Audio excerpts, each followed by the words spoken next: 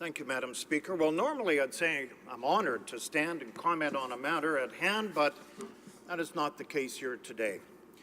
When this story was making headlines, not only in this country, but all over the world, I was still in the media. It never occurred to me that one day I would have to tell the government of the day that they're making a grave mistake by allowing a child murderer to serve her sentence in a healing lodge.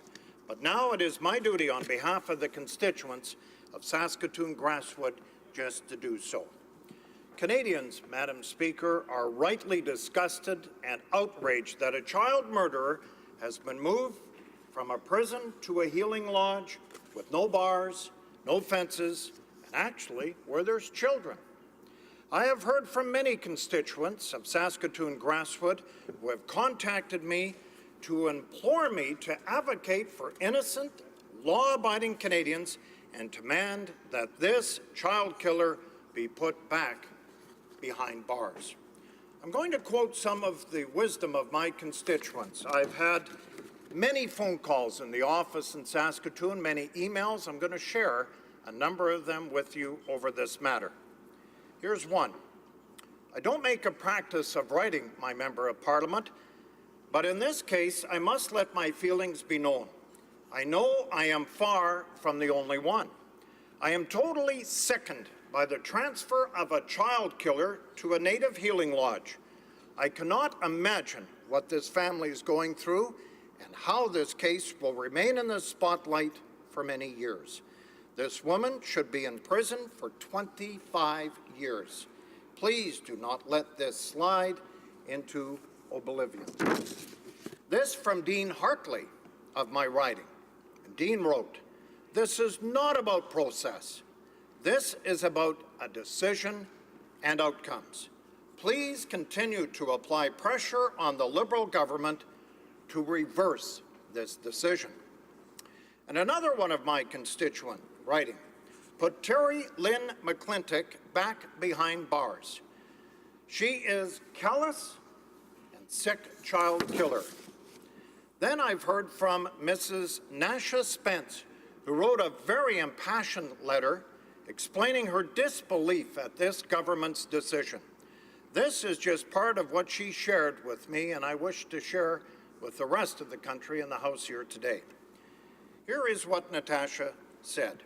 "I was alarmed to read in the media that convicted murderer Terri-Lynne McClintic was transferred to a healing lodge in my province of Saskatchewan, actually in Maple Creek. I am the mother of two girls approximately the same age as Tori Stafford when she was abducted, when she was raped and was murdered. As a parent, I emphasize with Tori's experience and the experience of her parents since that horrible day. Are we to understand that an individual who has actively participated in rape and murder to a child is now in a facility with no fences to prevent her from leaving? Terri-Lynne McClintic belongs in prison, maximum security prison, with no ability to leave and harm other children. Further, I am concerned that a child murderer has been sent to a Saskatchewan community where she is free to roam. Canadian families have the right to know the safety of our children is a top priority to our country's leaders. We have the right to live in a safe and just country." She goes on and say, "We also have the right to know that if a fellow citizen murders and sexually assaults a child in our community, that the felon will be held accountable." None of these rights have been observed in sending Terri-Lynne McClintic to a healing lodge in place of keeping her in prison for the full duration of her sentence.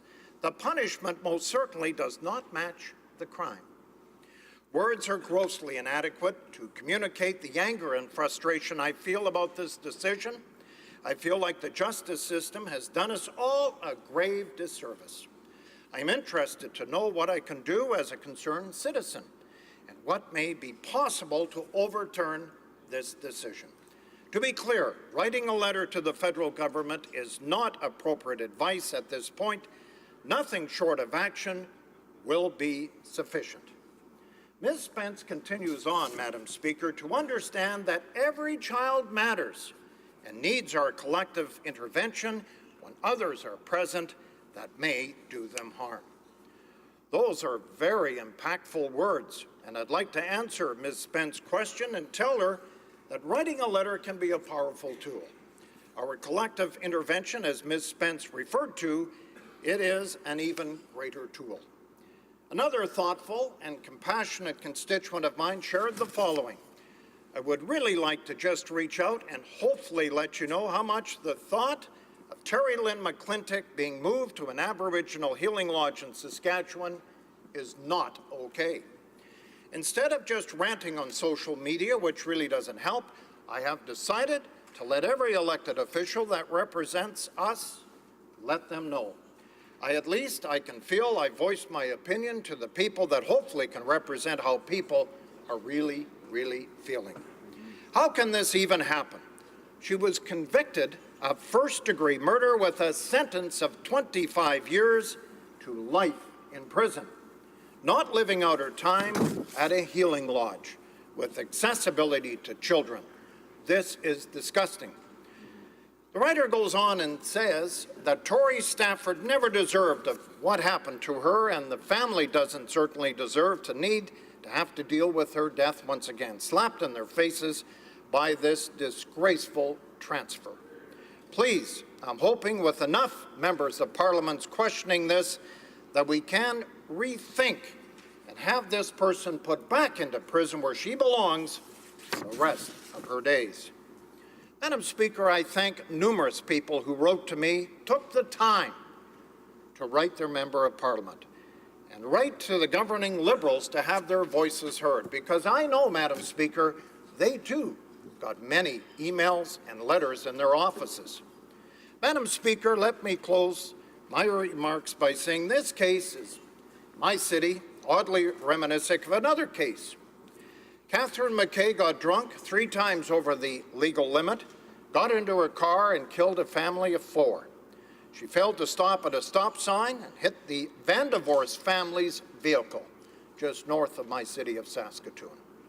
Jordan, Chanda, 2-year-old McGuire and 5-year-old Cameron were killed on January 30th, 2016. I raised this because McKay pleaded guilty and was given a 10-year sentence.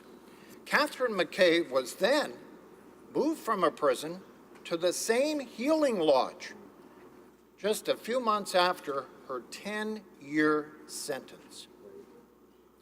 Let me give you another criteria for moving the healing lodge. In order to get into a healing lodge, an Indigenous offender must demonstrate an interest in traditional healing paths and successfully complete various cultural appropriate interventions. I can't imagine that Corrections Canada were able to make all these determinations in such a short time. Let me tell you, there was a great deal of outrage in this case, too, in the province of Saskatchewan. Madam Speaker, I think you see here a pattern. Canadians, deservedly so, are outraged, and they expect this government to do the right thing and make sure a vicious offender is behind bars. My constituents have exercised their democratic right to express themselves. They have written to the public office holders who represent them. These are the voices of Canadians, Madam Speaker, who believe dangerous child killers belong behind bars for life. Thank you.